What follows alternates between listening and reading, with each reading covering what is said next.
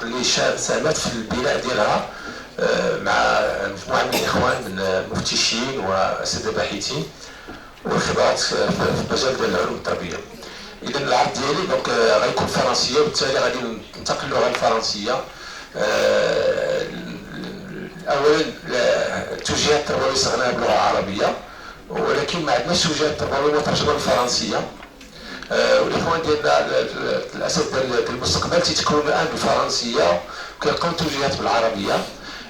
فلهذا توجيه العربيه كاينه فيها كل شيء، ولكن الخطاب الفرنسي حتى هو مهم باش نبسطوا شويه الفهم الاخوان الجيل ديال الاساتذه، وكذلك النقاش العلمي مع الشركاء ديالنا الاجانب ديال فرنسا. Donc la thématique telle que la question, c'est une demande des collègues de la SVP qui ont demandé cette question. Je peux faire un autre titre, mais ils ont demandé, donc on veut connaître les forces, les faiblesses et les perspectives, et aussi les perspectives de l'enseignement de SVP. Donc et là je vais donc traiter donc les axes suivants. Le contexte de réforme de SVP. Je fais un rappel. Depuis donc la période de l'annonce de la Charte nationale de l'éducation et de la formation et les livres blancs qui ont donné donc c'était une phase en 2000 et puis 2002 où il y a un grand changement de la réforme des programmes en général et de SVT. Puis donc on va discuter du contenu. Le contenu des directives pédagogiques توجيهات تربويه او اللي هي الخطاب الرسمي ديال الوزاره في الماده. Donc on va le présenter tel qu'il est. Ce n'est pas à l'époque tel qu'il a été écrit le contenu pour savoir que dans l'expérience marocaine il y a un grand travail qui a été fait, mais il y a aussi des choses à changer. Et aussi donc les perspectives de la réforme. Et là, les pays de la réforme, je ne vais pas donc, me limiter au niveau de SVT, je vais revenir à mon collègue français sur son approche globale.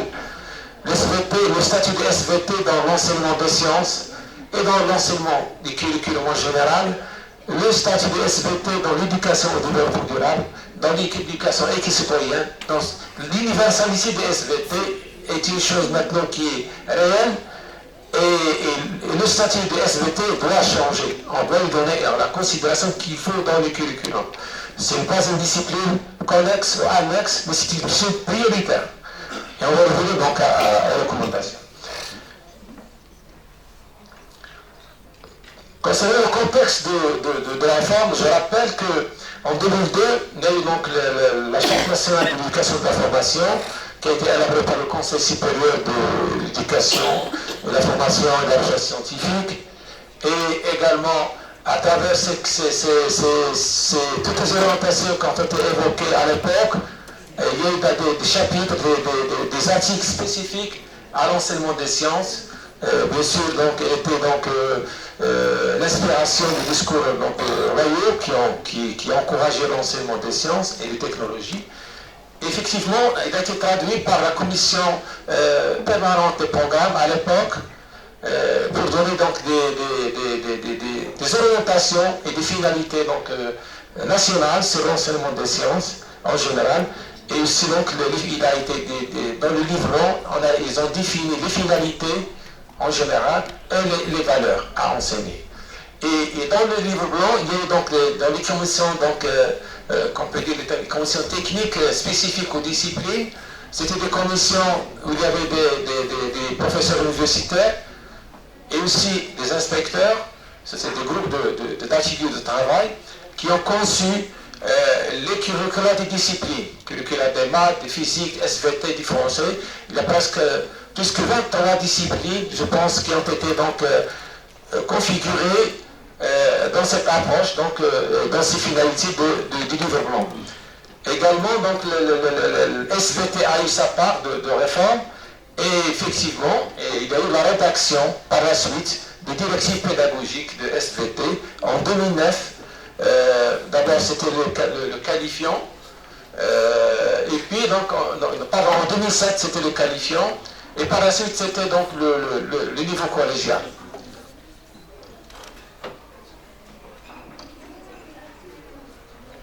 C'est vrai.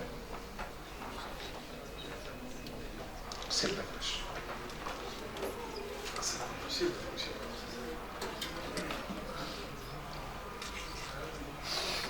L'approche curriculaire en général, au niveau du curriculum en général, toutes disciplines confondues, nous a apporté une première approche concernant l'approche par compétence. C'est-à-dire que cette approche a été décidée officiellement dans les curricula marocains et elle a été donc concrétisée par l'annonce de 5 compétences transversales ou compétences génériques. Donc c'était les compétences communicationnelles dans toutes leurs dimensions, les compétences méthodologiques, compétences stratégiques, compétences culturelles et compétences technologiques. Donc à l'époque, il y avait un grand problème de définir qu'est-ce qui est compétence, qu'est-ce qui n'est pas compétence, qu'est-ce qui est capacité, qu'est-ce qui est habilité, c'est un grand problème. On a essayé de l'expliquer dans les directives, donc je vais l'expliquer par la suite. Mais aussi donc l'explicitation de ces compétences donc, a été laissée donc, aux disciplines de les exploiter donc, en déclinant des compétences disciplinaires. Par exemple, des compétences disciplinaires spécifiques à l'enseignement de SVT, par exemple.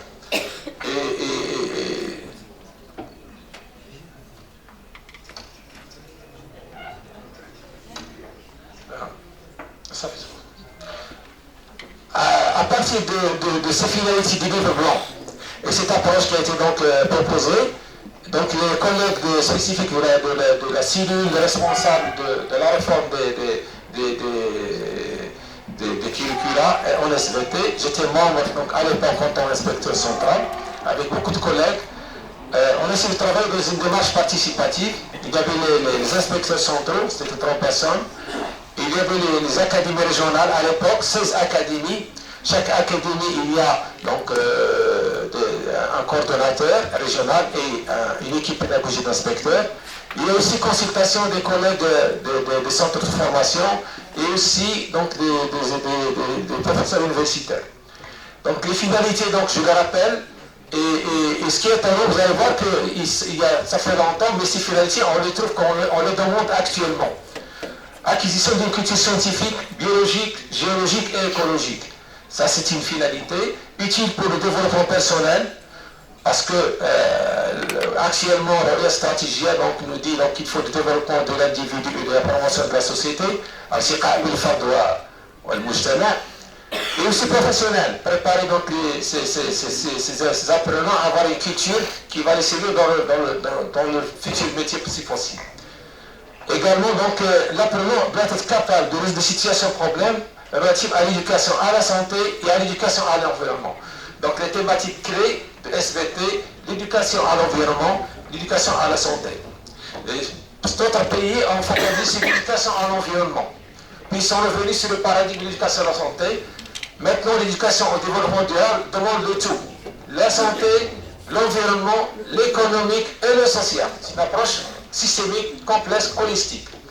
Donc, troisièmement, l'apprenant doit respecter le système des valeurs nationales et universelles, c'est-à-dire l'éthique scientifique et sociale, à travers des conduites conscientes et responsables, c'est-à-dire des conduites citoyennes ou éco-citoyennes.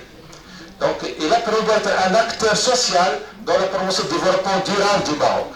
Donc, les directives SVT ont été l'une des premières disciplines qui ont annoncé le développement durable dans leur finalité.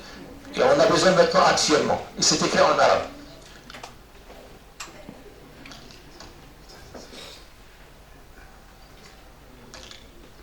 Donc, dans l'équipe pédagogique a travaillé donc. À l'époque, il y avait beaucoup de collègues.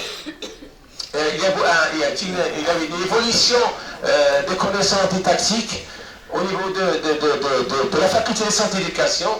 Il y avait un grand staff des départements qui ont fait beaucoup de travail. Il y avait les NS, il y avait les centres de formation. On a essayé d'exploiter toutes ces connaissances et les investir avec les collègues dans une démarche participative, dans la conception du modèle didactique d'apprentissage de nos élèves en SVT, que vous connaissez, et les collègues, vous avez suivi des formations, vous avez lu donc, tout ça dans les documents de didactique.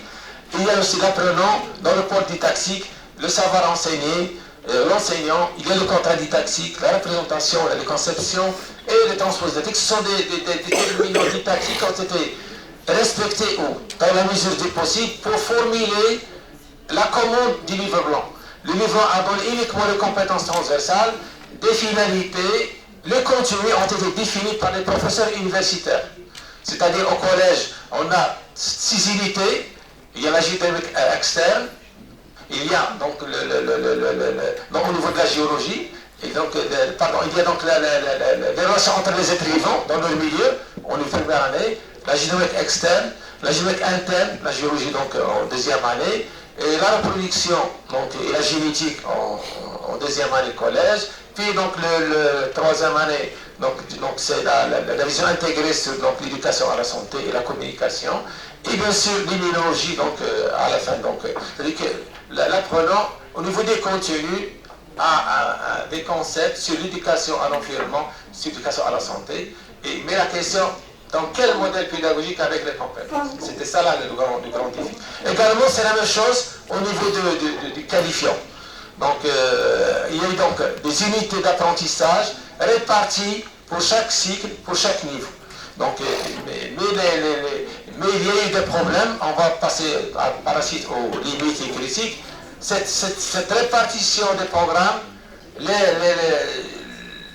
lacune, au lieu de respecter un curriculum dans l'approche par compétence, on est allé dans un curriculum par approche par contenu. On a donné les contenus, on a imposé les contenus, le volume horaire, tout ça, et puis on peut passer par la suite, on demande de développer des compétences. C'est ça le paradoxe, donc, c'est la difficulté. C'est vrai. Donc, c'est aussi juge.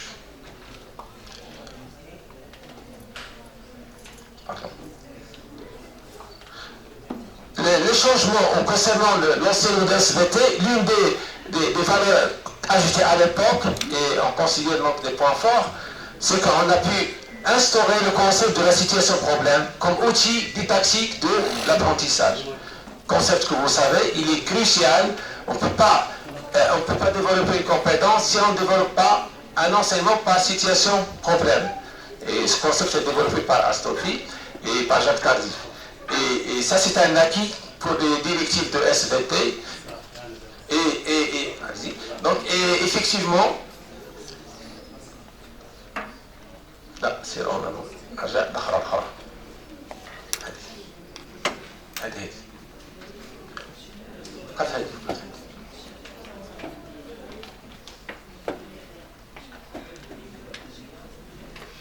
Voilà.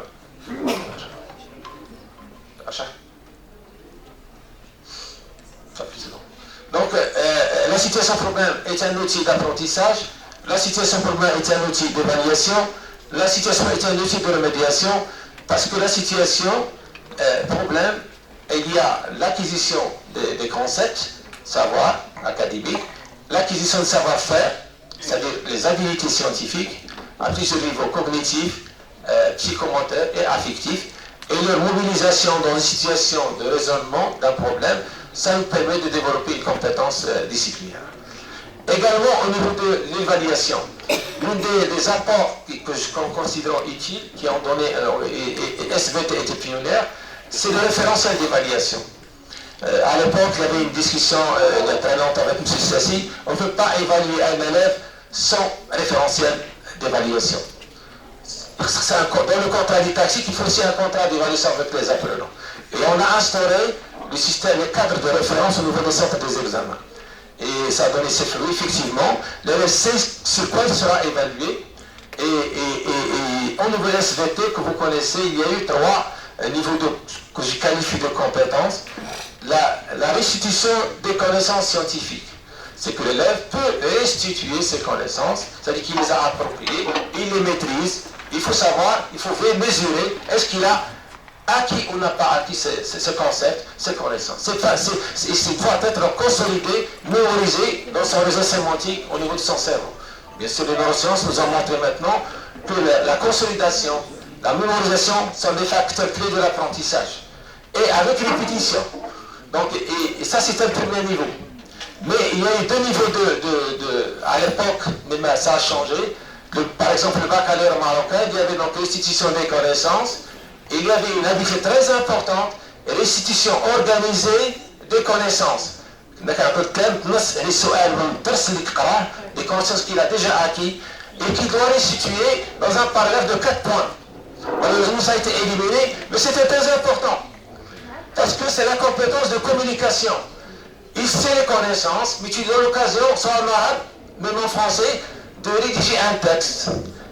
Introduction, développement, conclusion, pour mesurer la compétence discursive, sa compétence à communiquer du point de vue scientifique. Il n'y a plus de problème de contenu, mais malheureusement, ces 4 points, très peu d'élèves arrivent à les avoir. Et par conséquent, les responsables ont décidé de l'éliminer. On est maintenant dans le baccalauréat avec restitution des concepts. Donc ce que nous validons cette partie-là, une partie. Donc la restitution des connaissances, c'est des concepts, c'est des applications, c'est des habiletés pratiques quotidiennes qu'il a acquis. Ce sont les acquis. Donc il y a la compétence de raisonnement scientifique. Là, elle est axée sur la démarche d'investigation. Et on a développé un modèle, un schéma sur lequel tous les collègues travaillent dans leur cours. Les manuels scolaires aussi, en arabe et en français, respectent cette démarche. La résolution de problème, formulation du problème, résolution du problème dans toutes ces composantes. Et aussi la communication scientifique. L'écrit, l'oral, le graphique, le schématique et le numérique. Tout ça, ce sont des compétences intéressantes et vous trouvez qu'ils se croisent avec les compétences du XXe siècle. À chaque fois, on les rappelle, le raisonnement, communication. Et bien sûr, donc, la maîtrise des connaissances.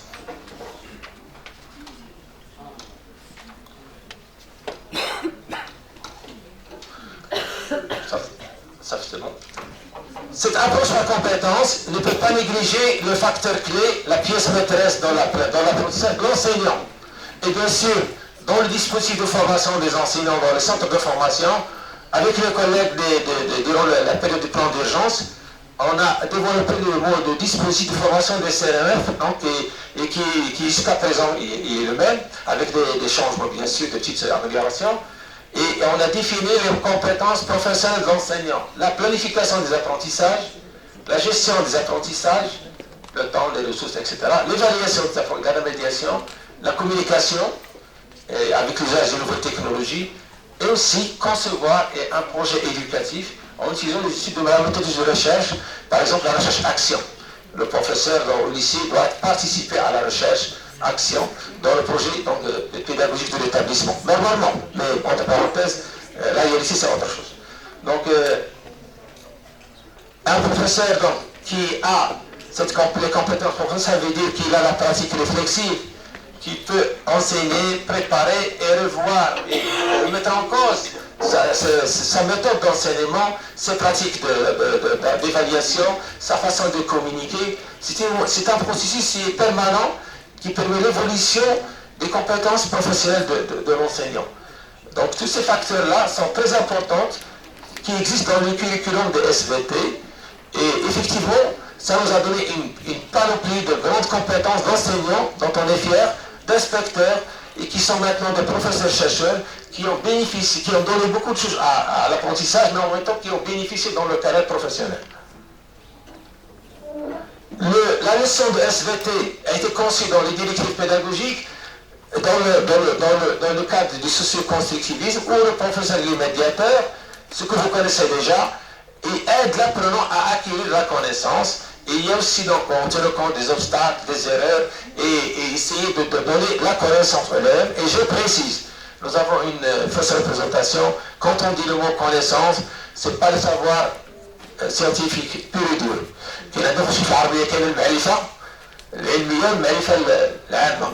Donc, les connaissances, d'après de neurosciences et de la didactique, tout ce que chaque individu construit dans sa mémoire, avec toute son vécu, son expérience personnelle. Chacun a sa connaissance, chacun a son système explicatif, une des conceptions qu'il a développées, comment il interprète le monde. Donc la connaissance, elle est individuelle. Il y a le savoir académique, il y a les lois, les théories, tout ça, c'est le savoir, mais il y a dans le cerveau, qu'est-ce qu'il faut construire, qu'est-ce qu'il faut mémoriser dans son réseau sémantique en tant que connaissance, qu'il va mobiliser dans des situations de vie. Donc, dans la connaissance, il y a le savoir, le savoir-faire et le savoir-être. C'est-à-dire toute l'information qu'il a stockée et mobilisée et conçue et qu'il va mobiliser à chaque fois dans une situation de vie, ou d'apprentissage ou bien professionnel. Et par conséquent, dans les instructions officielles, ça a été défini clairement en arabe. Cette semaine, j'ai travaillé avec un collègue, il m'a dit, donc en relisant les instructions officielles en arabe, mais il y a beaucoup de choses qu'on ne connaît pas, mais ils sont déjà écrits. Oui, il faut lire les instructions officielles. Il faut les analyser mot par mot pour voir la richesse des données. Mais malheureusement, les conditions n'étaient pas positives à l'époque.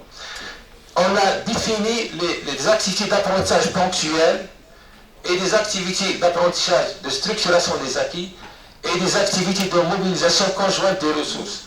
Pour développer la compétence, il faut maîtriser d'abord, il faut avoir des connaissances. Et ces connaissances doivent être bien mémorisées, bien explicitées, bien maîtrisées, bien organisées et aptes à être mobilisées. C'est ce qu'on appelle l'apprentissage ponctuel. C'est ce qu'on fait dans les leçons quotidiennes de chaque séance, de 2 heures par exemple, bien, ça dépend bien aux 3 heures, ça dépend du lycée, et développer la maîtrise des concepts, les habiletés cognitives, les habiletés psychomotrices et les habiletés psychoaffectives. Donc le concept habilité, il chapeaute les 3 domaines de dimension, les concepts scientifiques, en combinant, en mobilisant pour résoudre un problème, c'est-à-dire savoir agir, et c'est ça la compétence. Donc cette conception était déjà définie dans les instructions officielles à l'époque, et ça existe jusqu'à présent. Donc, et pour les activités de mobilisation, c'est là où on va apprendre à comment mobiliser, comment intégrer, comment résoudre une situation. Donc l'apprentissage ponctuel, c'est une chose, l'apprentissage combiné, mobilisé, c'est autre chose. Et les neurosciences le confirment maintenant, c'est que les circuits neuroniques se développent et nous permettent de développer des réseaux de traitement d'informations. Et avec l'exercice, avec la répétition, les circuits neuroniques de mémoire se développent et nous permettent donc de développer les compétences. Et voilà le modèle qui est dans les directives pédagogiques. Il y a la formation du problème, la réussite du problème. Il y avait des collègues de la section du 3e cycle qui ont participé avec moi dans ce modèle et qui existe actuellement. On a une vision didactique, on a un modèle pédagogique et les collègues de SVT essaient d'appliquer dans les cours, dans les formations et dans les manières scolaires et dans les ressources numériques. Et ce qui est donc une valeur ajoutée, un point fort pour la discipline de SVT. Donc, pour les habilités, dans les directives pédagogiques, vous le connaissez, je vais passer rapidement pour ne pas prendre beaucoup de temps. On a défini une liste exhaustive d'habilités. Et vous l'avez en arabe, et vous aurez donc l'occasion d'avoir l'exposé, donc c'est pas donc, pour avoir toutes les données. Donc, depuis donc, la législation des savoirs, le choix adéquat, l'organisation, donc on essaie de spécifier les habilités pour faciliter leur usage dans les activités pédagogiques. Mais malheureusement, c'est toutes ces habilités que vous connaissez déjà, au lieu de travailler avec une compétence et d'une façon transversale durant toute l'année, c'est pas facile de travailler toutes les habilités durant tout un cycle pour aller progressivement. On essaie de travailler de manière verticale. Quand tu entres à la leçon, certains profs développent la compétence, 10 habilités en même temps, beaucoup de choses, beaucoup de contenu, et le temps n'est pas suffisant. Et tout ça, ça donne des difficultés d'enseigner et d'apprendre. Ce sont des dysfonctionnements qu'on constate. Alors qu'il faut revoir comment organiser donc les centres d'apprentissage. Là, le SVT était donc en français il y avait longtemps, puis avec les livres blancs, elle est devenue en arabe, elle a été arabisée donc, depuis les années 90. Et puis dans les recommandations de la vision stratégique, c'était le retour à Ta'addud al-Lughawi, le plurilinguisme. Et maintenant, donc, globalement, en grande partie, le cours c'est en français. Bien sûr, il y a des classes qui sont arabisées, et c'est un droit, le arabe et le rasmiya. Mais l'université, l'enseignement, il est en français en général, et même maintenant c'est en anglais. Donc maintenant, nous sommes dans un défi engagé. L'arabe, le français et donc l'anglais. Et on a un grand problème. Dans les cours, difficulté pour apprendre pour les élèves, pour enseigner pour les enseignants. Un très grand problème après le baccalauréat, des élèves qui ont des 17, des 18 de moyens, dès qu'ils passent à l'université, il y a un grand échec universitaire. Et parmi les facteurs d'échec, la langue. Ils n'ont pas la langue. Ils n'arrivent pas à suivre. Et c'est pour ça que l'université a introduit des modules de communication et de langue française. Donc, dans la réforme curriculaire. C'est un problème donc, qui existe maintenant encore. Et effectivement, c'est un problème même international. Même en Europe, c'est la même chose. Il travaille sur la compétence discursive. Il faut que l'individu puisse produire un discours clair, convaincant, correct, argumenté et pas de faute. C'est un message, c'est une communication. Et effectivement, au niveau de SVT, nous avons beaucoup de problèmes, même actuellement. Et même si on a des résultats qui sont faibles dans les tests internationaux TIMSS ou PIRSS, effectivement, il y a un problème de raisonnement. C'est un faible niveau, c'est pour ça qu'on a de mauvais scores. Mais il y a aussi le problème de la langue arabe et français. Même l'arabe, c'est un grand problème. Qui fait nos élèves n'arrivent pas à rédiger correctement en arabe. Vous le connaissez, vous corrigez les copies de l'arabe et de français. Et vous voyez quand vous posez une question, quand tu corriges le discours de l'élève, tu cherches à... Là où tu vas donner de bons points, parce que le discours n'est pas bien construit. C'est un grand problème sur lequel il faut réfléchir au niveau de cette compétence discursive. Et la culture numérique a été instaurée dans les curricula en général et aussi au niveau de SVT. Il y a donc des guides numériques de scénarisation et la production de ressources numériques marocaines avec des bureaux d'études, des CD-ROM, de la direction génie. Les collègues enseignants dans les centres de formation utilisent le numérique. Et maintenant, il y a maintenant l'intelligence artificielle qui doit avoir un statut donc, privilégié. Le gouvernement est en train de faire un grand travail juridique dans ce contexte. Donc ça, vous le connaissez. Et bien sûr, donc, nous avons un modèle, donc le modèle qui est présenté dans les instituts de difficulté, c'est ça. L'enseignant est le médiateur, l'élève pour apprendre, et il y a des ressources à installer, il y a un état initial de prérequis de conception, et tout un ensemble de démarches didactiques, également donc, de méthodes, d'activités d'apprentissage, d'évaluation, de médiation. Tout ça, c'est pour amener des conditions, pour amener l'élève à évoluer dans ses connaissances, Et les concepts vont évoluer, les habiletés doivent évoluer, et automatiquement, le niveau de la compétence doit évoluer. Mais est-ce qu'on a des compétences claires? Est-ce qu'on a un système d'évaluation clair? C'est ça le problème. On a des compétences dans le livre blanc. On a des compétences dans les gestes de direction pédagogique. On a des compétences dans les manières scolaires. Et on a des compétences dans les cours de l'enseignant. On a des compétences chez les formateurs. Mais il n'y a pas donc le concept de compétence. Parce qu'il faut unifier.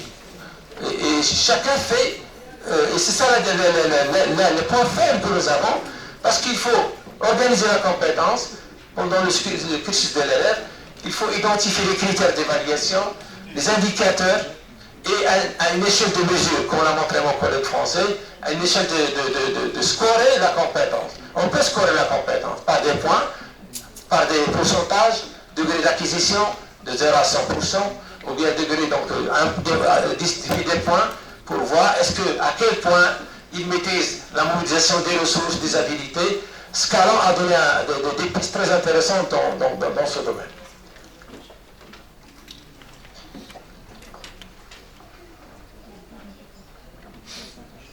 L'ordinateur partage.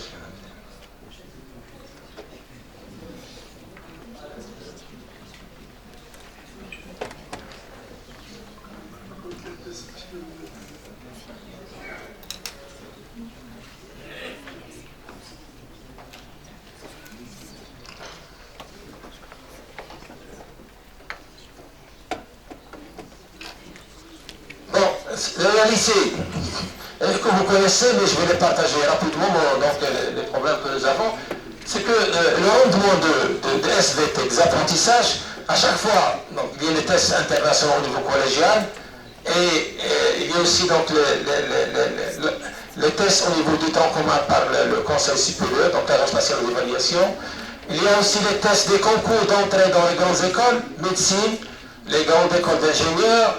Donc, dès qu'on passe à cette phase, on a de bons moyens, de bonnes notes, on sélectionne les élèves, ils font le concours, mais quand on voit les notes des concours, parfois c'est catastrophique. J'ai eu l'occasion de voir dans des concours de médecine, très peu d'élèves qui ont la moyenne, alors qu'il avait une moyenne de baccalauréat de 18-19 sur 20. Les habilités demandées, presque absentes. C'est ça le paradoxe. Donc, les produits, le rendement, il y a un grand problème. Au niveau des apprentis des préscolaires et des collèges, c'est la même chose. À chaque fois qu'on fait les tests internationaux, depuis 2007, on est toujours dans le bas niveau des compétences scientifiques en biologie. Et c'est ce qui fait que ça nous pousse à réfléchir sur les conditions de l'enseignement. Donc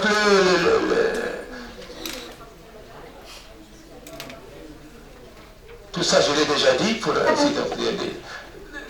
Il faut repenser, donc, est-ce que le curriculum n'est pas parfait? Est-ce qu'il y a des lacunes? Ou est-ce que les conditions aussi ne font pas partie? Et là, je vais focaliser, j'ai déjà expliqué le côté didactique. C'est que le SVT, le SVT, donc, ne couvre pas toutes les disciplines. Par exemple, donc, il a 2 heures donc, nous avons donc au collège 2 heures par semaine.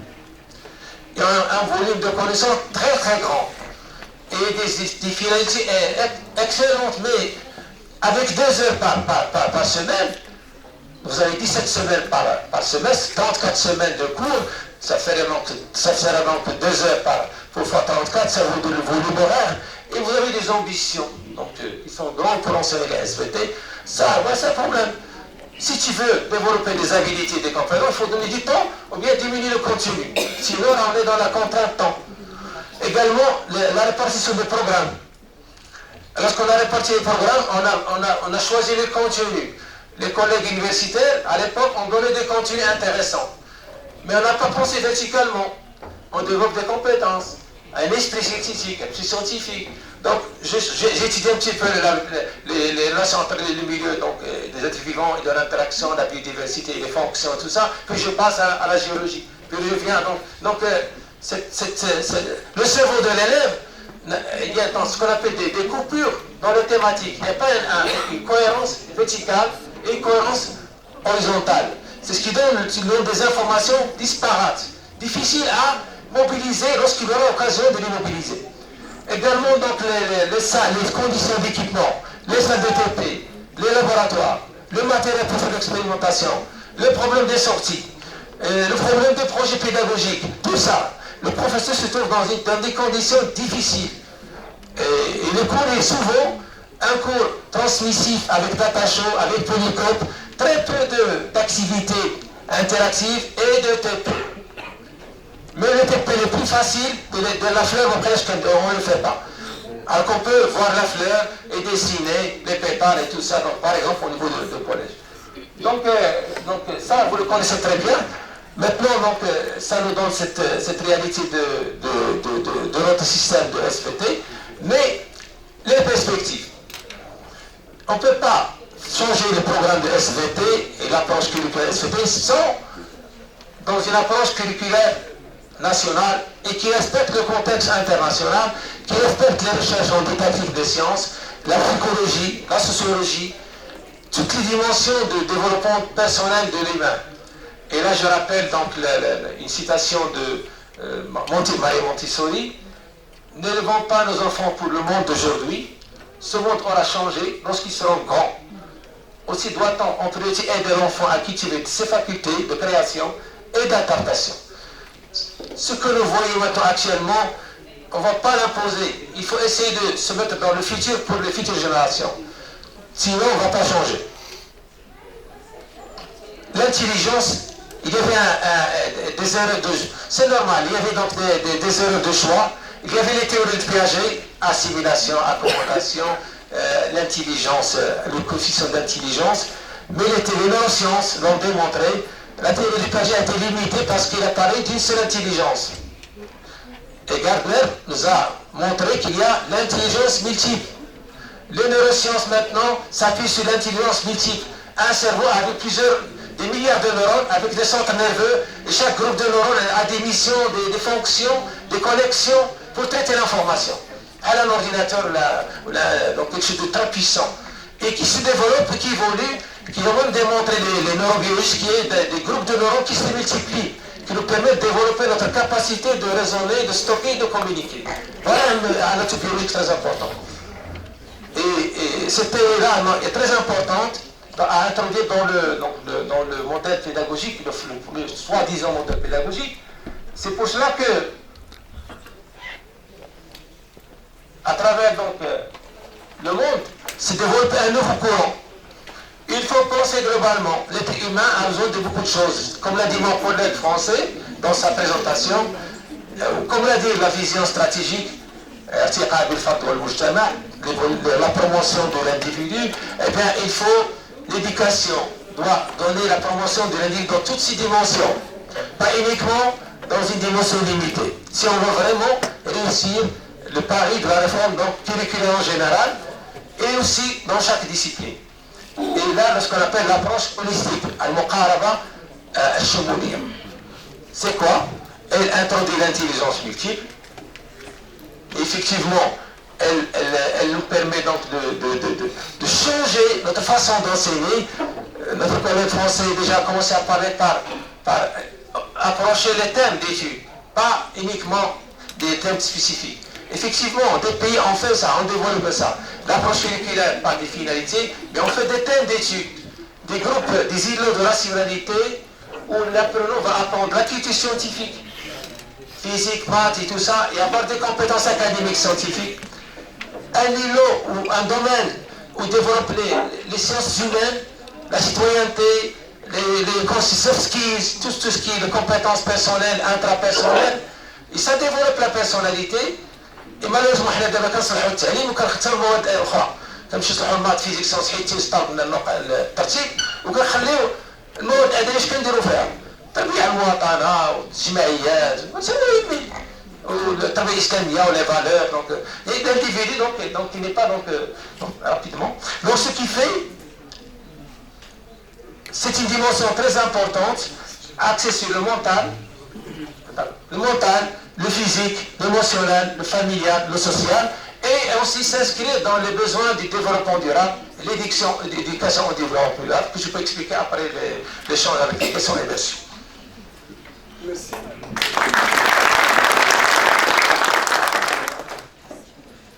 Merci chez Jebel pour cette intervention à travers laquelle, bien sûr, si Jebel il a plaidé pour une revalorisation des SVT.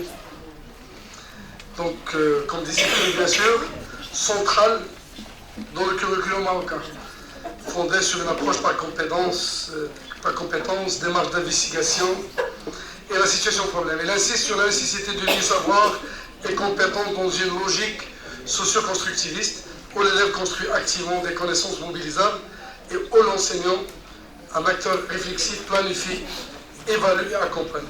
Elle alerte sur l'impact du déficit linguistique en arabe, en langue française, sur la réussite académique et la communication scientifique. Elle souligne la maîtrise de la langue. Elle est indissociable au développement de raisonnement, de l'expression claire et de la performance dans les évaluations internationales. Elle a souligné dans son intervention l'urgence de disposer d'un référentiel unifié, de compétences avec des critères et des indicateurs et des outils d'évaluation cohérents. Vers la fin, il a pointé les contraintes structurelles majeures, notamment la surcharge horaire, le découpage incohérent des contenus, le manque d'équipement et d'activités expérimentales, qui ferait sans doute la mise en œuvre réelle d'un enseignement d'SVT actif, intégré et formateur. Merci Jamel pour la qualité de cette présentation, de cette intervention.